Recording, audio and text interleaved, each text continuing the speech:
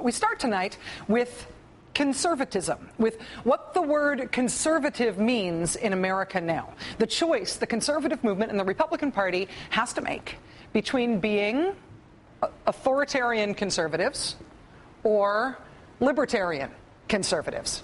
Do American conservatives favor big, intrusive government, or do they favor small, leave-me-alone government? If you ask just about anybody who identifies as a conservative, nobody ever says they are on this side, right? Nobody calls themselves an authoritarian anything, let alone an authoritarian conservative. Nobody says, I'm for big, intrusive government. Vote for me. They always say that they are on this side, right? They're all on the libertarian side, according to them. No matter what kind of policies they actually like, they all say they are for smaller government, limited government, personal freedom. That is the conservative brand, right? The commitment to limited government and individual liberty and freedom in this country. Strong on conservative limited government. Do I believe in a smaller limited government giving power back to the people? Yes. The importance of limited government and with the blessing of self-government. That the pursuit of happiness depends on individual liberty. And individual liberty requires limited government. A renewed commitment to limited government, we need to reclaim our American system of limited government. Their vision of a limited government is what has made America the greatest nation in the history of mankind. Because of my upbringing, I believe in things like limited government. Limited government. We stand firm. We stand for limited government. We cannot take for granted the case for limited government and individual freedom. Pretty clear, right? Limited government, restrained government, humble government, tiny, tiny, tiny government. That is what they are selling. American conservatism, government that leaves you alone. That's the brand. The new Republican governor of Florida is a man named Rick Scott. Rick Scott just issued an executive order that will mandate forced drug testing of public sector workers in that state, at least quarterly. At least quarterly. When Governor Scott became governor, he transferred to his wife his controlling shares in a for-profit company that does drug testing. He says that has nothing to do with this executive order. He just likes the idea of the government forcing drug tests on people it can force drug tests on. There is a Fourth Amendment protection we have in this country against unreasonable searches and seizures, and that has generally banned blanket invasive drug testing like this. You're supposed to only be able to do it if, for example, there are grounds for suspicion, or in the case of very specific kinds of jobs. But Rick Scott, despite those legal restrictions on doing what he wants to do, he's going to go for it anyway. He's at least going to try. The state will pay the cost of defending his mandatory drug testing policy in court. The state, of course, will pay what is expected to be the spectacular costs of drug testing tens, if not hundreds of thousands of people quarterly, at least. And Florida already has a really bad budget deficit. But, any cost is apparently worth it, because under Rick Scott, his state government wants mass, forcible drug tests, and so it shall have them. Is that small, leave-me-alone government, or is that big, intrusive government? In the great state of Michigan, the new Republican governor there is a man named Rick Snyder. Rick Snyder's signature legislation since he has been governor is to establish what's being called financial martial law, or fiscal martial law. His administration will decide if your town is in a financial emergency. If the Snyder administration so declares, if they declare a financial emergency in your town, a financial emergency czar will be appointed, not elected by you, but appointed, sent to your town, given the power to abolish your town. The town can be dissolved on the say-so of the governor's financial emergency person. Anyone you elected locally to represent you can be dismissed. All contracts, all unions, all rights of people who work for that town can be dissolved on one person's say-so. If Governor Rick Snyder gives the nod, he is taking that much power. Is that small, leave-me-alone government? Or is that big, intrusive government? In the interview tonight, we will be talking with the Secretary of State of the great state of Wisconsin, where there has been national attention to Wisconsin Republicans stripping people's rights and ability to join unions. Your freedom to associate in this country is guaranteed by the Constitution. Your freedom to join a union if you want to. But to the extent that the government can be used to limit that right of yours, Republicans in Wisconsin and in Ohio and in Indiana and in New Hampshire and in Florida and in Tennessee and in Oklahoma and in Nebraska, Republican governors and legislatures in all of these states, all over the country, are stretching the power of government to try to end that right of yours. A history professor at the University of Wisconsin published a long study guide online earlier this month looking at what might explain this policy push, not just in Wisconsin, but in all of these other states, all at once.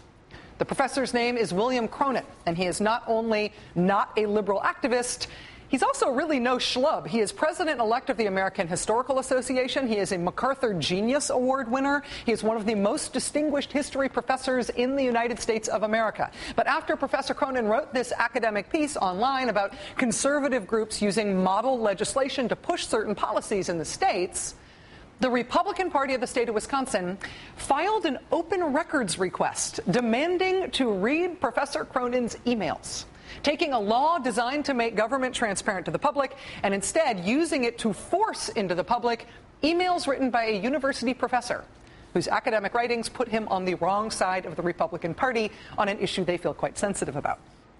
You speak out, the government will use all the leverage it can muster over you to pry open your life. Small, leave me alone government, or the other kind? We probably should have seen this thing coming. After the big Democratic wins in elections in 2006 and 2008, the pendulum swinging back toward the Republican Party ever since has really been a swing back to a specific kind of conservatism. A specific kind of conservatism that is all about government that is as big and intrusive as possible. One of the first statewide elections after the big Democratic win in 2008 was the Virginia governor's race, right? In November 2009, Virginians elected a man who had said that, quote, every level of government should statutorily and procedurally prefer married couples over cohabitators, homosexuals, or fornicators. Not only is that not leave me alone small government conservatism, that is big government crusade against the fornicators conservatism. And the administration of the man they elected, Governor Bob McDonnell of Virginia, has been sort of like that.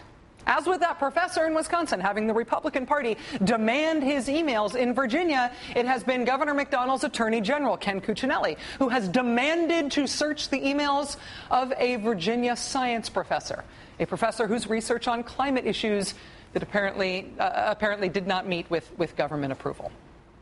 Can't you just smell the freedom, the liberty, the humble, restrained government leaving people free to go about their business? The latest incarnation of this breed of conservatism weirdly involves this show, or at least my last name. Evan McMorris Santoro at Talking Points Memo turned up a new demand by the conservative movement, a new demand by the right, to obtain the private emails of people to whom it is busy selling the idea that conservatives really just want to leave people alone. The labor studies faculty at the University of Michigan, at Wayne State University, and at Michigan State have all just had their emails demanded by a right-wing think tank, specifically demanding to see any email from any professor at the labor faculty at any of these schools, any email that includes the words Scott Walker, Wisconsin, Madison, or Maddow.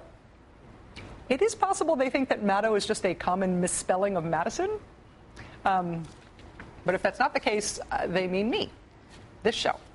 The right-wing group that is demanding any emails that include references to me or this show is called the Mackinac Center. They are a conservative group. They are funded mostly by secret donations in that they do not disclose the names of individuals or corporations who give them money. But they are well-funded, and we do know through tax records about donations to them by the charitable foundations of a lot of billionaires and corporations, frankly. Mother Jones did a nice piece explaining who these guys are, what we know about their funding from foundations like the one run by Charles Koch of Koch brothers fame, also the Walton Family Foundation, that's the Walton family that runs Walmart, also the Edgar and Elsa Prince Foundation, Edgar and Elsa Prince, I believe, are the mom and dad of Eric Prince, who you remember from Blackwater fame.